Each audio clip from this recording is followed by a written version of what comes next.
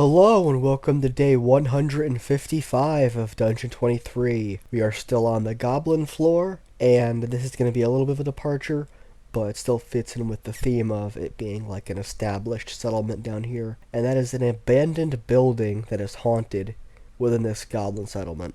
So the first thing is that it's right down here, right by the main entrance. And there is a locked door with a DC of 18 down here. And the other way of getting in is through the front door, which is unlocked, but it is boarded up, and it needs a DC 15 strength save, or check rather, to pry it open, like pry the boards off. And these plants are just out here for decoration, they don't actually do anything. Now, there are these two poltergeists, which are invisible because poltergeists are intrinsically invisible. And they basically have two attacks. One is a telekinesis ability where they just kind of throw crap around. And it only does like a d6 or a d8 or a d10 of damage. And they also have just a straight up force attack, which does 3d6 damage. And these guys, they'll typically try to use their telekinesis ability, and they'll try to be non-lethal unless the other poltergeist or itself is below half health or just straight up destroyed or banished or dead, like actually dead or gone or dealt with in any way. Then they'll start getting like lethal, and then they'll start trying to use their actual straight up force damage ability.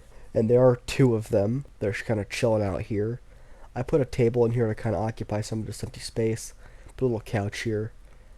There's also this piano, which, resting on the piano sheet music stand, is a scroll of banishment. So hopefully the party finds it, and then they can banish one of the poltergeists, and then keep that guy who cast it safe for a minute while they're fighting off this guy. And then, once banishment goes on for its entire duration, then it's permanent. Like, if something could plane shift, then it could escape from wherever it was sent. In this case, the Shadowfell, because that's where undead go. But once those minute is up, then you need plane shift to get back. Otherwise, if concentration breaks, then you pop back. And these two guys are identical, as I said before. And just some extra loot in here other than the banishment scroll is there is this unlocked chest, and it has 3d4 plus 2 wooden nickels, which is the currency of this area. 50 feet of hempen rope, and 2d4 goblin ales, which I believe we've had previously in this dungeon. And I think I've had in a few other actual games. Again, another thing inspired by West of Loathing. But what this does is, when you drink it, it lets you speak Goblin for an hour. Unfortunately, you lose the ability to speak any other language for that duration. So it's super useful here, not really anywhere else. Also, most of these goblins speak Common anyway, so it's just a fun little bit.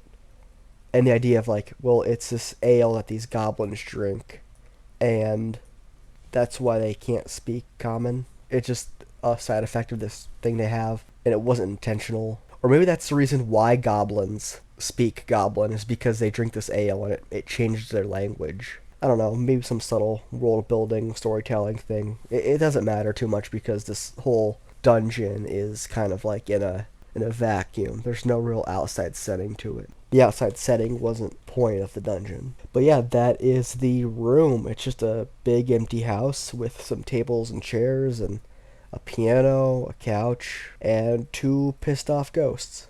Or poltergeists, rather.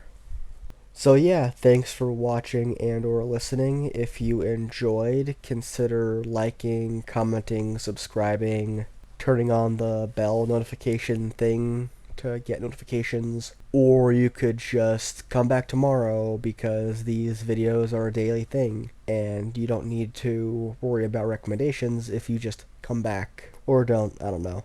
So yeah, I apologize for the poor quality. It's not going to get any better.